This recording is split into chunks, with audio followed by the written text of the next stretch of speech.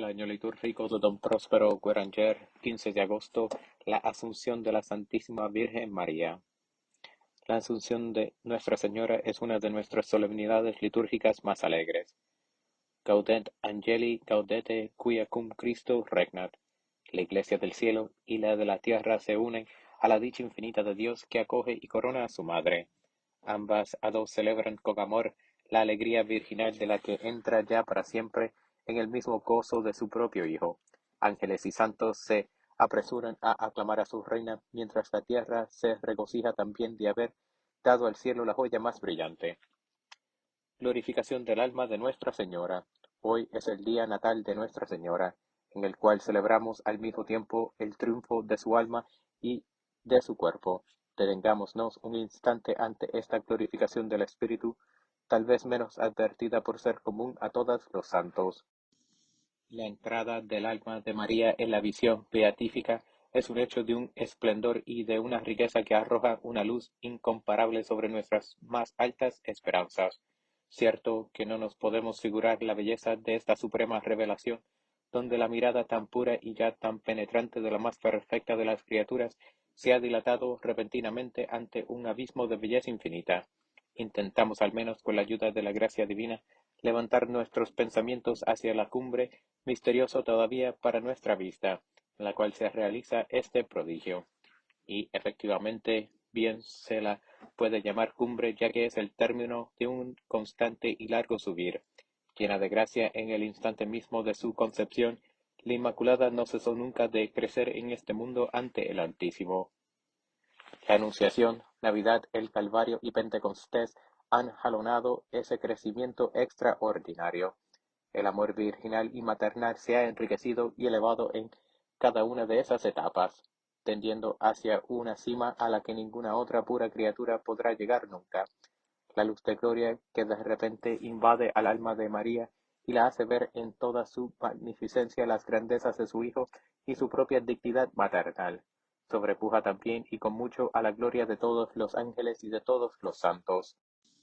Después de la santa humanidad de Cristo, sentado a la diestra del Padre en el santuario de la divinidad, no hay nada en el mundo tan perfecto como esta alma maternal, radiante de pureza, de beldad, de ternura y de alegría. Beata Mater. Esta entrada triunfal en la eterna bienaventuranza hará posible en el alma de María un nuevo crecimiento. En cuanto a ella misma, no. Todo se ha cumplido de manera perfecta. No es posible crecer en la eternidad. Totalmente abierta a los esplendores del Verbo Hijo suyo en el alma de María, se realizan por fin de modo acabado todas las exigencias de su vocación sublime. Su alma es el alma de una Madre de Dios perfecta. Pero María solo tuvo por hijo a Jesús. Madre de Dios Salvador, lo es también de todos los que vayan a beber en las fuentes de la salvación. Su maternidad de gracia irá amplificándose hasta el fin del mundo. El alma de María ve en la luz beatífica a todos sus hijos y todos los designios de Dios sobre cada uno de ellos, pronunciando un fiat a impulsos del amor. Da su consentimiento a esta universal providencia en la que, por disposición divina, su propia intervención no tiene límites. De esta manera se une al sumo sacerdote que no cesa un instante de implorar en nuestro favor la misericordia del Padre. Su oración consigue para la Iglesia, de la que es figura y dechado, una asunción permanente hasta que se logre de un modo definitivo la plenitud del cuerpo místico. Mientras llega esa apótesis, el alma bienaventurada de María emplea su cielo en hacer bien en la tierra. Mejor que cualquier otro santo, demos pues libre curso al entusiasmo de nuestra alegría. A nuestra confianza filial añadamos la gratitud. Celebremos dignamente a nuestra abogada, mediadora y madre que ocupa el puesto de reina junto al trono del Cordero. Fe de la Iglesia en la Asunción de María. Hace ya muchos siglos sin que nadie haya podido puntualizar de un modo exacto cuándo empezó esta creencia, afirma la Iglesia Católica que el cuerpo de María está en el cielo, unido a su alma gloriosa. Este privilegio del cuerpo de Nuestra Señora es lo que distingue al misterio de la Asunción. El 1 de noviembre del año santo de 1950, el Papa Pío XII atendió a los votos unánimes de los obispos y de los fieles. proclamó solemnemente como dogma revelado que María, la Inmaculada Madre de Dios siempre Virgen, al fin de su vida terrestre fue elevada en alma y cuerpo a la gloria del cielo. La definición no puntualizada si María pasó sin morir de la tierra al cielo o si tuvo que morir como su hijo y resucitar antes de entrar en la gloria. El privilegio insigne de la concepción inmaculada, la virginidad y la perfecta santidad de María ciertamente la podían haber hecho inmortal, pero la Madre del Salvador, que imitó siempre a su hijo fidelísimamente, quiso sin duda seguirle hasta la tumba. ¿Acaso no debía ella, como él y todos nosotros, triunfar principalmente y de modo completo del pecado y de la muerte mediante una gloriosa resurrección?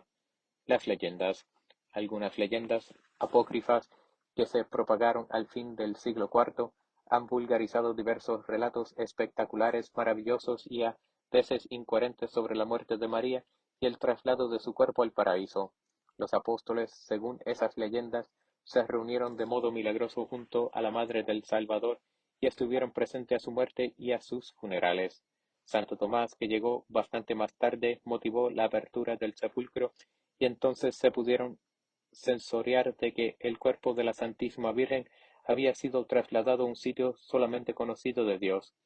Es del todo necesario distinguir entre nuestra fe y nuestras verdades teológicas, por una parte, y esos documentos de ningún valor que tal vez nacieron en el seno de comunidades heréticas por otra. La predicación y la enseñanza pastoral nada tiene que aprender de las adiciones desacertadamente hechas al relato evangélico de la resurrección del Señor. En vez de servir de fundamento a la fe de la Iglesia y la Asunción, esas leyendas retrasaron por muchos siglos la unanimidad perfecta de la creencia católica. El pensamiento cristiano tuvo primero que desprenderse de su desafortunada influencia para llegar a distinguir claramente los verdaderos motivos que inducen a considerar la asunción corporal de María como una verdad de fe. Creencia unánime. ¿Cuál es, pues, el motivo por el que ha podido el Romano Pontífice definir como dogma de la fe de la Asunción? La bula pontificia lo declara expresamente: el asentimiento unánime de los obispos y de las iglesias actualmente en comunión con la sede apostólica, esta convicción universal de los pastores y de sus fieles, nunca habría sido posible a no estar su objeto contenido de un modo cierto en la revelación. Fuentes escriturarias. Mas, ¿en qué fuente de la revelación cristiana se halla contenida la verdad de la Asunción? En los documentos de la primitiva Iglesia no hay tradición oral de origen apostólico que haya dejado rastro alguno. El Apocalipsis tal vez haga alusión indirecta al describir la Iglesia en estos términos: una gran señal apareció en el cielo, una mujer revestida del sol, con la luna debajo de sus pies, y en la cabeza una corona de 2 estrellas. La Madre de Dios es, ya lo hemos dicho, figura y dechado perfecto de la Iglesia. Por eso es posible que en esta ocasión haya aludido San Juan indirectamente a la presencia de María en el cielo. Lo cierto, al menos, es que nuestros sagrados libros atribuyen a María títulos y una función providencial, cuyo conjunto reclama como coronamiento normal el privilegio de la asunción en cuerpo y alma a los cielos. Al dar un sentido marial al versículo del Génesis conocido con el nombre de protoevangelio: pondré enemistad entre ti y la mujer, entre su raza y la tuya, ésta te aplastará la cabeza. La tradición cristiana, auténticamente expresada en la bula dogmática Ineffabilis, vio en este oráculo divino el anuncio del triunfo completo de Cristo y de su Madre sobre el pecado y todas sus consecuencias. En este texto se apoyó Pío IX para definir la Inmaculada Concepción. No es imposible tampoco ver en él una revelación implícita del triunfo perfecto de María sobre la muerte. Sea lo que fuere de este texto misterioso, vemos que el Evangelio asocia constantemente a María a los actos esenciales de la redención, sobre todo al sacrificio de la cruz, como creer que no estará corporalmente unida al Hijo en el ejercicio actual de su sacerdocio celeste. Es también el Evangelio quien proclama a María llena de gracia, bendita entre todas las mujeres y sobre todo Madre del Señor. Otros tantos títulos que, como veremos, constituyen una revelación implícita de la glorificación inmediata de su alma y de su cuerpo. La falta de reliquias. pero tenemos que reconocer que los primeros siglos cristianos no tuvieron un conocimiento positivo y exacto de la Asunción de María. A pesar de todo, hay un hecho significativo que merece consideración. Nunca se pensó en parte alguna reclamar la posesión del cuerpo de la Santísima Virgen, ni tampoco en buscar sus restos. Cuando a las reliquias de los santos se las ha honrado tanto, abstención tan radical tiene el valor de un indicio seguro. Parece que ya en aquellos tiempos remotos no se podía pensar que el cuerpo de María hubiese quedado en la tierra. San Epífano, muerto en 377, después de haber vivido mucho tiempo en Palestina, confiesa su ignorancia sobre la muerte y sepultura de María. Ni en una línea siquiera de sus escritos se insinúa que los restos mortales de la Virgen se conserven en este mundo. Lo que pone en tela de juicio son los relatos maravillosos que empiezan a propagarse a este respecto. También se pregunta si María murió y si fue mártir, y declara que no se puede responder nada acerca de todas estas cuestiones. Sin dar por cierta jamás la Asunción, parece que de propósito tampoco la excluye. Fue a principios del siglo V, en tiempos del Concilio de Efeso, cuando el pensamiento católico, aficionado de modo particular a la doctrina mariana, empieza a tratar explícitamente de la suerte que ha podido tener el cuerpo de María. Los relatos apócrifos expresan de una manera impertinente y desacertada una verdad que por sí misma se impone a las almas ilustradas por la fe. El cuerpo de María no estuvo sujeto a la corrupción del sepulcro. Dios le trasladó de modo milagroso al paraíso. Origen de la fiesta de la Asunción. Por esta época no hay más que dos liturgias, la siraica y la egipcia, que tomen de los relatos apócrifos la descripción de la dormición de María. Desde 450 tiene Jerusalén su fiesta anual de la Madre de Dios fijada el 15 de agosto, pero durante 2 siglos el oficio no dirá una sola palabra sobre el hecho de la Asunción. Un decreto del emperador Mauricio, principios del siglo VII, instituye en Bizancio la fiesta de la Dormición de Nuestra Señora. La entrada del cuerpo de María en la gloria llega pronto a ser el objeto principal de la solemnidad, tal vez por la influencia de los apócrifos y más que nada en virtud del sentido profundo que posee la Iglesia respecto a las verdades de la fe. Hacia el año 650 la fiesta de la Asunción se introduce en Roma. Por ese tiempo, y acaso un poco antes, la Asunción, de igual modo que en Galía, por el influjo de los apócrifos en San Gregorio de Tours, es objeto de una conmemoración solemne que se celebra al principio el 18 de enero y después el 15 de agosto. La fiesta en Roma. La celebración de la Asunción por la Iglesia romana constituía por el valor mismo de la doctrina un hecho de capital importancia, y hecho más notable todavía, Roma aceptada de su cuenta y riesgo la creencia en la Asunción sin adherirse a las leyendas. Su liturgia solo contiene una alusión a la Asunción, pero es de una precisión admirable y reduce todo el problema al punto principal.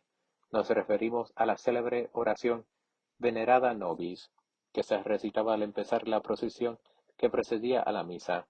Señor, debemos venerar la fiesta de este día en el cual la Santa Madre de Dios padeció muerte temporal. Con todo, no pudo ser retenida por los lazos de la muerte, la que había engendrado de su propia sustancia a tu Hijo encarnado nuestro Señor. No se podía ser a la vez más sobrio, más completo ni más exacto. Se afirma de modo claro la creencia en la muerte, en la resurrección y en la asunción corporal de María. Se añade el motivo fundamental de esta convicción, la maternidad divina, o mejor dicho, el hecho de que la carne de Cristo, Verbo encarnado, se tomó de la carne de María. Esta joya de la liturgia marial data al menos de principios del siglo VIII, tiempo en que en Oriente San Andrés, obispo de Creta de 711 a 720, predicando un triduo sobre la dormición de Nuestra Señora, exponía el dogma de la Asunción basándose puramente en la doctrina y sin hacer caso de las tradiciones apócrifas. San Germán de Constantinopla y San Juan Crisóstomo, menos prudentes y menos reservados, sabrán también relacionar la Asunción con sus fuentes auténticas. Conviene que citemos siquiera algunas líneas de sus admirables homilías. Sermón de San Germán. ¿Cómo exclama Germán?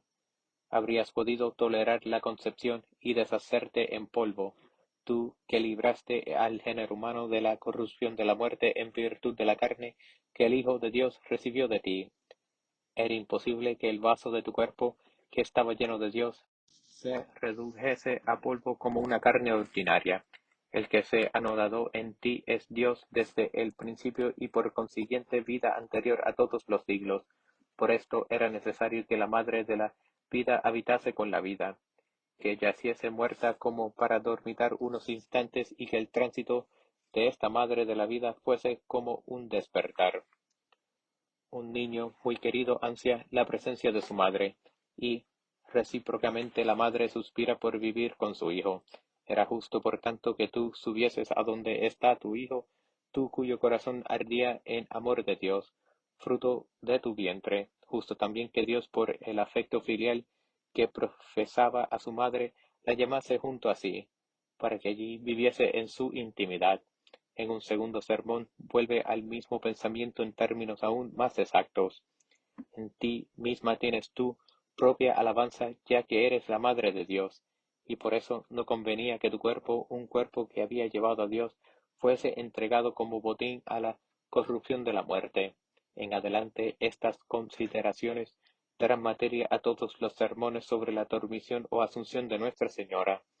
Los discursos de San Juan Damasceno sobre la preciosa muerte y la asunción de María escribe el padre Terrain sobre un himno continuo cantado en honor de esta Virgen bendita.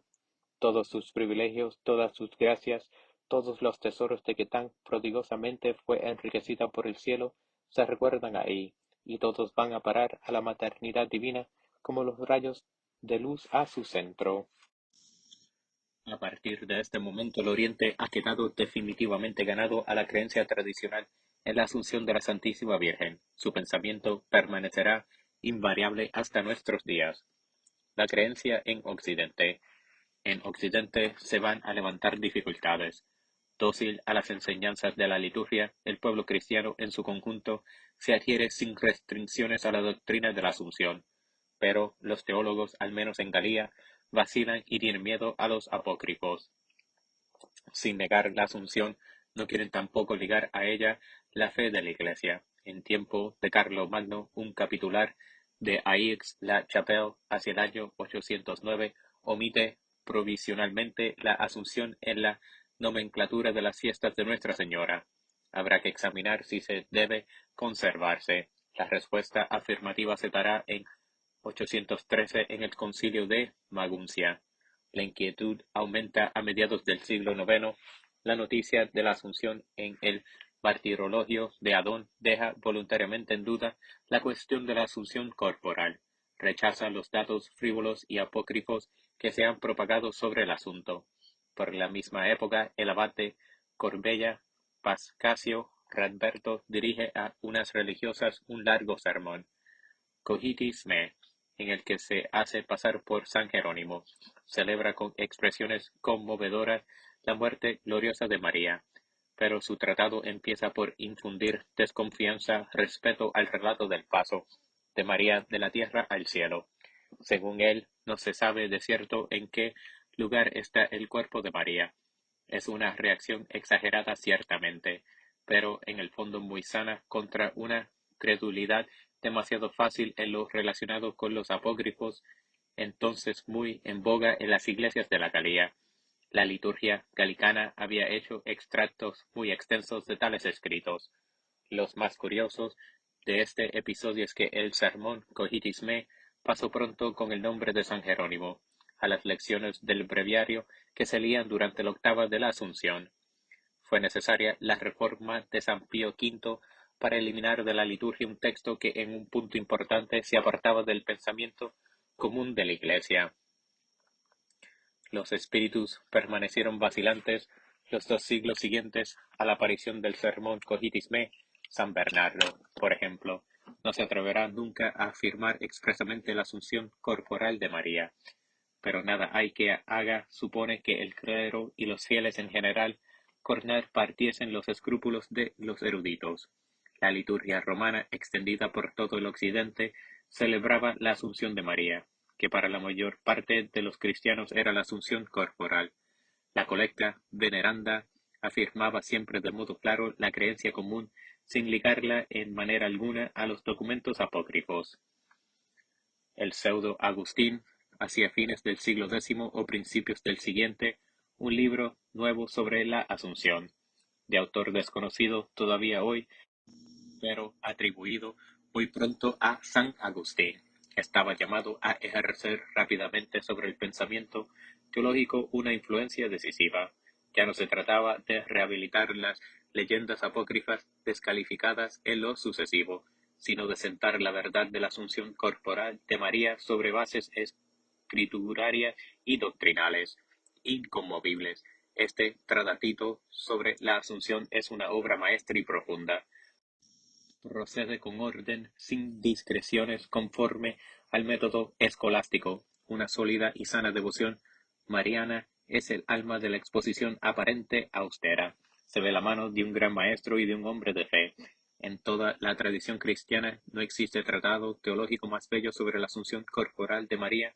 Tenemos que citar al menos las últimas líneas. Nadie podrá negar que Cristo haya podido conceder a María este privilegio de la asunción corporal. Ahora bien, si pudo, lo quiso, porque quiere todo lo que es justo y conveniente. Se puede pues con razón concluir, María goza en su cuerpo igualmente que en su alma de una felicidad inefable en su Hijo y con su Hijo. Se vio libre de la corrupción de la muerte, ella que al dar a luz un Hijo tan excelente quedó consagrada en su integridad virginal. Vive toda ella, la que nos comunicó a nosotros la vida perfecta. Está con aquel a quien llevó en su cuerpo, con aquel a quien concibió, dio a luz y alimentó de su ser. Es madre de Dios, nodriza de Dios, sierva de Dios, compañera inseparable de Dios. De mi parte no me atrevo a hablar de otro modo, como no me atrevería a pensar de distinta manera. Este tratado, que había vuelto a poner la cuestión de la asunción corporal de María en su verdadero terreno dogmático, iba a su vez a ejercer una gran influencia no sólo en los predicadores, sino también en los teólogos. En el siglo de oro de la teología, el asentimiento será unánime. San Alberto Magno, San Buenaventura, Santo Tomás de Aquino hablarán de la asunción corporal como de una verdad admitida en toda la Iglesia. En adelante la causa está totalmente ganada. En la Francia del siglo XVII, los eruditos humanistas subsistirán algunas dudas. No se trata con todo de negar el hecho de la Asunción, sino más bien de discutir las bases históricas. La lucha, envenenada por algunos desaciertos, se terminará por falta de combatientes. La Inmaculada Concepción y la Asunción. Con la definición solemne del dogma de la Inmaculada Concepción en 1854, tenía que hacerse nuevamente actual la doctrina de la Asunción.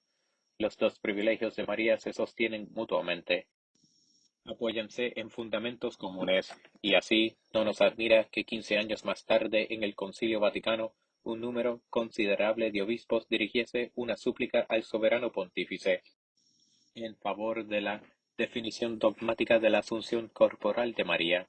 El magnífico impulso que el sumo pontífice León XIII imprimió a los estudios marianos y que luego continuó San Pío X, no pudo menos de contribuir a que se afianzase más y más el pensamiento cristiano. Pero la Santa Sede se mantuvo circunspecta y exigente. Fue San Pío X quien, respondiendo a una petición todavía no madura, dijo que la cuestión debía aún estudiarse mucho tiempo. Actuación de su Santidad Pío XII. Estaba reservado al Papa Pío XII dar cima a esta lenta penetración del dogma. Desde el principio de su pontificado, al fijar la fiesta de Inmaculado Corazón de María en el día de la octava de la Asunción, el Padre Santo alentaba una devoción que daba por supuesto que el cuerpo glorioso de la Santísima Virgen se hallaba actualmente en la gloria. El paso decisivo se dio en 1946 al dirigir su santidad a todos los obispos del orbe católico un cuestionado sobre la creencia en la asunción corporal de María y la oportunidad de una definición. Las respuestas fueron casi todas favorables. De por sí, constituían un testimonio moralmente unánime de la Iglesia universal en favor de la verdad dogmática de la Asunción. El 14 de agosto de 1950, el Padre Santo anunciaba por fin que para clausurar el año del Gran Jubileo proclamaría solemnemente el dogma mariano y fijaba la ceremonia para el 1 de noviembre, festividad de Todos los Santos, idea admirable que asociaba la Iglesia triunfante a la alegría de los católicos de todo el mundo, llegados en multitudes para aplaudir el triunfo de María. Esta continuidad maravillosa en la adhesión de la Iglesia a la doctrina de la Asunción es uno de los más bellos testimonios de su vida colectiva. Y lo que es tal vez más maravilloso es que esta adhesión permanente se ha sostenido en las horas más difíciles por la afirmación discreta pero perfectamente equilibrada de la liturgia romana.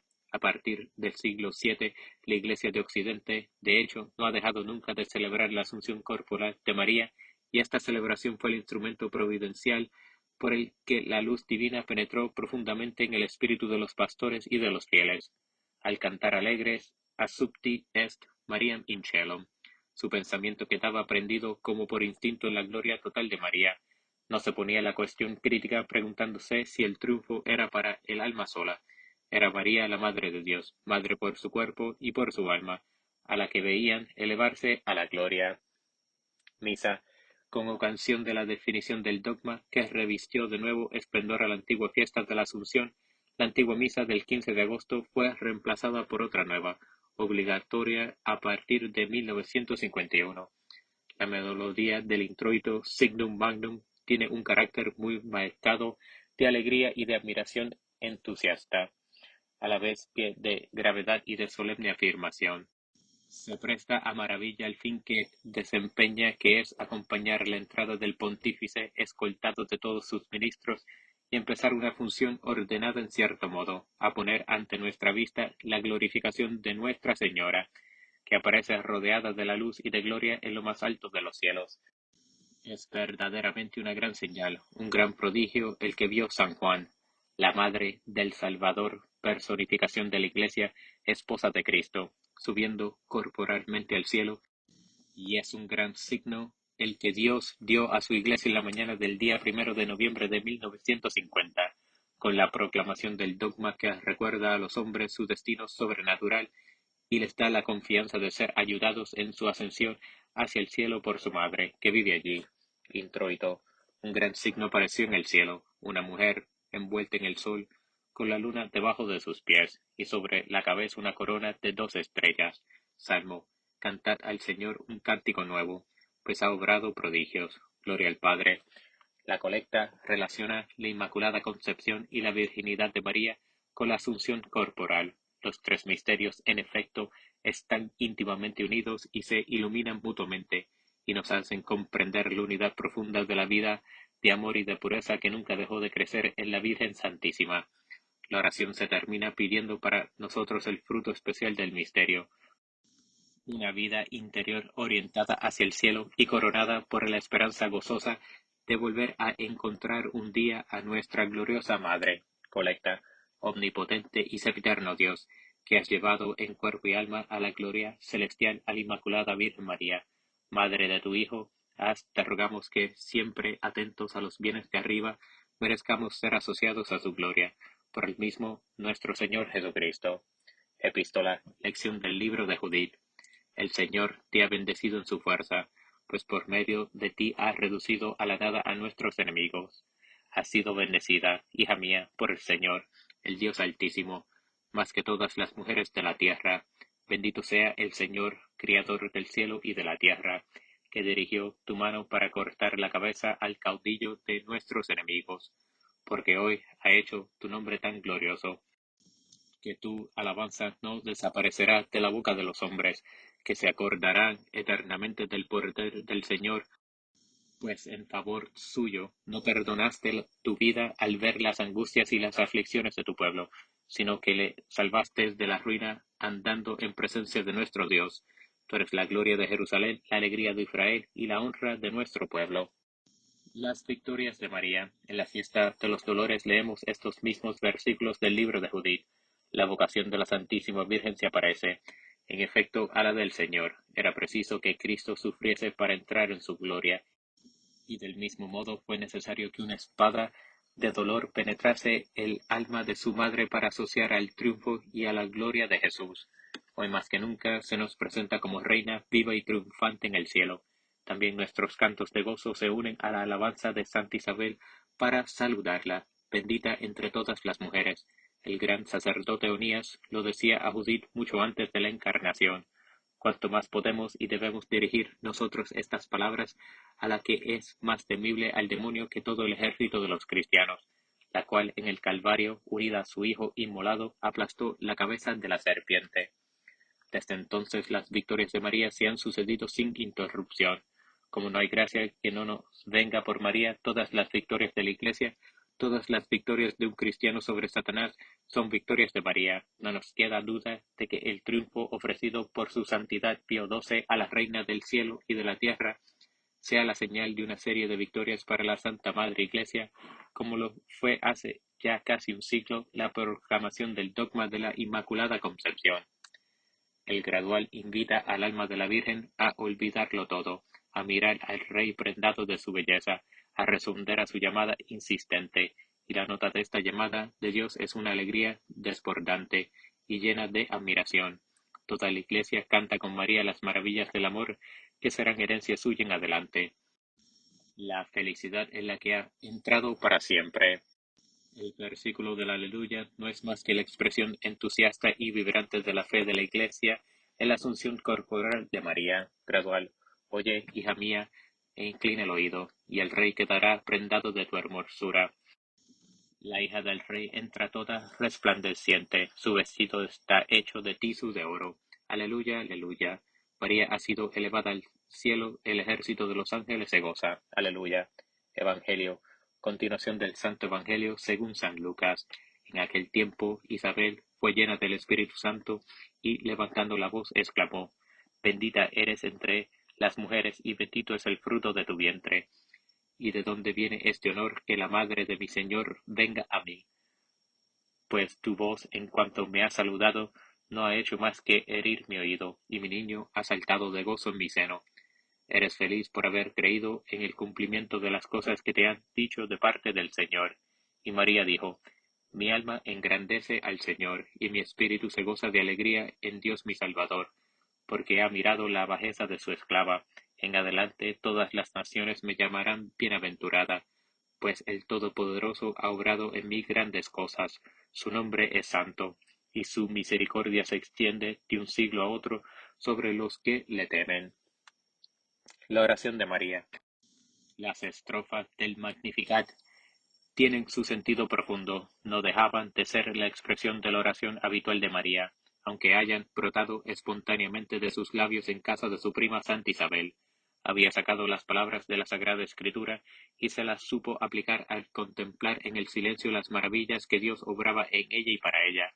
No podemos poner en duda que esas palabras tuvieron que ser la oración de toda su vida. Todos los días canta la Iglesia el Magnificat, en cada solemnidad encuentra en él un sentido nuevo y más profundo.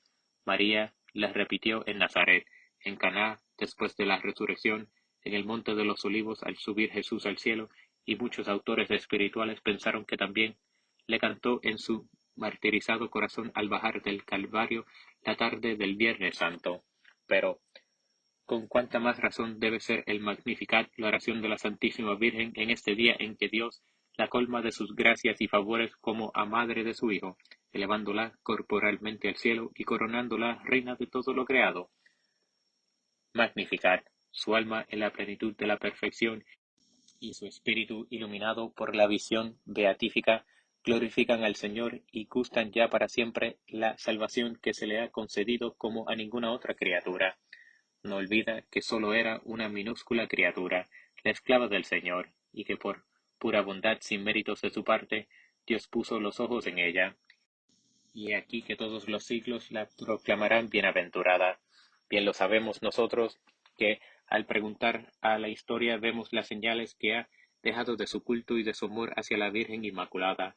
Nosotros que estuvimos presentes o quienes las ondas nos hicieron como presentes en la plaza de San Pedro de Roma aquella mañana de Todos los Santos de 1950, y aclamamos a la Virgen Asunta con aclamaciones entusiastas e interminables. Verdaderamente grandes cosas ha obrado en María el que es todopoderoso. Nos acercaríamos a declarar una por una todas estas grandes cosas, pero en la fiesta presente vemos el coronamiento con la asunción a los cielos. Y esta dicha no es sólo de María, también nosotros nos gozamos, no únicamente por saber que nuestra Madre es feliz junto a Dios, sino por creer que un día nos reuniremos con ella. La misericordia divina es para todos los que temen al Señor, para todos los que le sirven con fidelidad. Oh, qué vil es el mundo, los grandes y los poderosos de la tierra, los que se ufanaban de su poder, de su ciencia, de sus riquezas, han desaparecido. Ahora la memoria de los pueblos. Estaban hartos y no sentían necesidad alguna de la salvación que traía el Mesías.